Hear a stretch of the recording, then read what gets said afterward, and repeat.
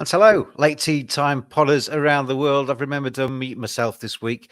It was my best minute of broadcasting last week ever, and it just went unrecorded. It was very frustrating. Anyway, James back, Dave back, and we are back for the Sony Open this week. DT, how are you? I'm good, thank you. How are you? And hello to Stephen Ford as well. He's in very quickly saying hello. Hello, Stephen. Hello. And thank you, everybody, for joining us last week. We got very good numbers last week, so hopefully we can continue that as we go through 2024. And last week in the Century, we had a place as well. Sanjay Im got us a place. We're off to a winning start in 2024. Yeah, he did well. He started off fast, didn't he? If you backed him for first round leader, he was second, excuse me, after 18 holes. Had a bit of a dip, but then he came storming back on the final day. So, yeah, he got fifth place. I do like this backdrop that we've got now. This video as we fly across this golf course. I find it very soothing. Where is it? I don't know, but when you're talking, I kind of doze off. I mean, I used to do that in 2023 for a different reason, but that's very kind of like reassuring, isn't it? I'm trying to look where it is. If anyone knows where this is, let us know.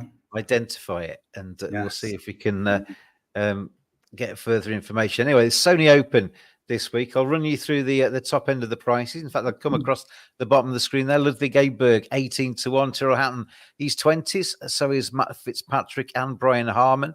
Russell Henley, he's in there at 22. You've got Corey Connors, 25. Chris Kirk, 28. And the rest are bigger and continue to scroll across the bottom. But DT, the MO of our pod is that we come as late as possible on a Wednesday to allow your gargantuan golfing brain to get its mind around, excuse me, voice is going, your mind around all the latest news info from the course, the press conferences, etc. Has that led us anywhere for the Sony Open this week?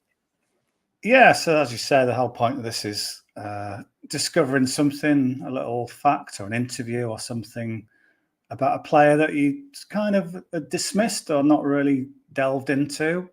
So the one I'd rather overlooked, I don't quite know why I'd overlooked, is the defending champion, Siwoo Kim. Okay. He was 25th last week, which was a decent knock, really, just to get some rust off. But of the two Hawaii events, this is very much the one that he's more suited to. Waialae Country Club. I always say that in a Geordie accent. I'm sure it wasn't a Newcastle fellow who built it. Unless it was one of them fellows who did the Sunderland corporate thing for a laugh. But yeah, who knows who designed this course? And technically it's down as Seth Rayner, but maybe he had a mate from Gateshead or Newcastle. But Siwoo Kim does like this course. It's very different to last week. So last week it was wide open, very undulating, huge greens. This is very flat. It's quite narrow, a bit of trees lined, without being sort of suffocatingly so. And the greens are small. The Bermuda greens, again, and the slow greens, which is common to last week. And you do get a lot of results that do actually, people can cross form on both events. They can play one and play well in one and play well in the other. And you think, well, they're totally different courses. So maybe it's just the time of year. Some players are good in January. So I'm going to pick a player who is very good in January in Siwoo Kim. So if you look over the last couple of seasons, he's won 2 events in January. So he won this one last year. And then in 2021, he won the American Express. That's in California. That, again, has Bermuda greens. So he's a player who is quite an interesting one because when he burst on the scene, you wondered how good he could be because he won the Wyndham quite early in his career. Then he won the Players' Championship sort of before he should be doing that sort of thing. So he talks about this in his press conference. He said he got a bit cocky when he won sort of twice and won a real biggie early on. And then suddenly when he couldn't win for the next few seasons, it kind of made him think, oh, right, this isn't quite the cakewalk that I thought it was. So it's just made him, I don't know, maybe just focus a little bit more. And there's been some other things as well. He should have, he's South Korean, so obviously we discussed on this before that South Koreans have to do 2 years military service, sort of mandatory. But he got out of it because one of the rules is if you win a gold medal, he won this at the Asian Games, you kind of exempt from it. They actually asked him that in his press conference. I thought it was quite an interesting thing. A guy said, "Were you worried about maybe having to take time off from the military?" And he said, "I can't say anything about that. Sorry." So it's like, you don't go there. He's not going to come out and say, "Yeah, I'm relieved I didn't have to do that." So, DT's disappeared on me. You get your gold medal and sign an NDA to say that you can't come back. DT, are you there? Well, this is good, isn't it? Siwoo Kim, anyway, is 35-1, 5 places. I was about to ask DT. In fact, I'm going to take him out. I'm going to remove him and make him come back in again. And we'll see if he reapplies to the stage to come back in. Otherwise, he's going to leave me all on my own. So I'm going to kick him out. Hopefully, he rejoins us. Siwoo Kim, 35-1, 5 places. I was going to ask DT if he was going to take 33-1, 8 places, which one he'd prefer to do. But obviously, DT has left us for the time being. So stay with me.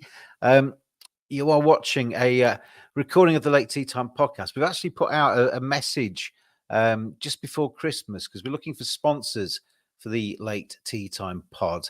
And we've got a bit of I guess it's a deal. I don't know how you'd phrase it, really. Hate asking for money.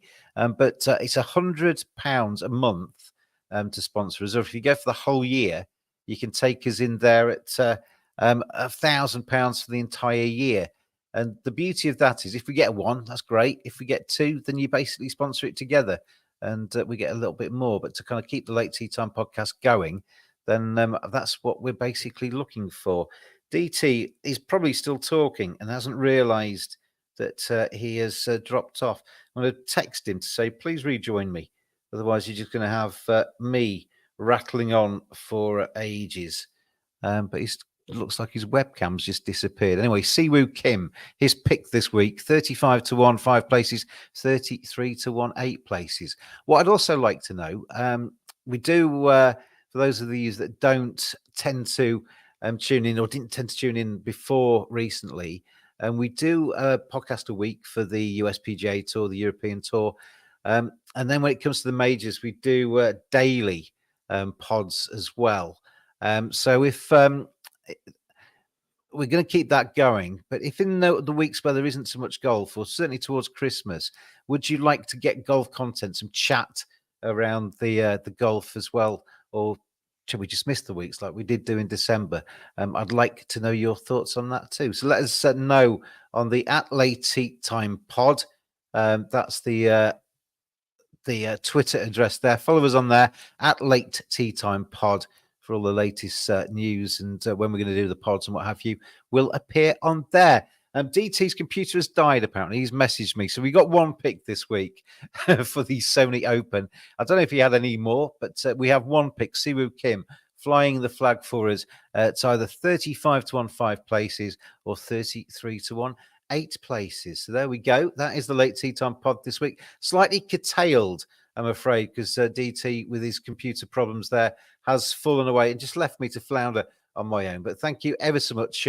Loads of people tuned in last week. Thank you very much for your eyes and your ears and your comments as we go through 2024. And we will be back, or hopefully both of us, with working computers next week for more Late Tea Time pods. So good luck to Siwoo Kim, and we'll see you next time. Cheers, everybody.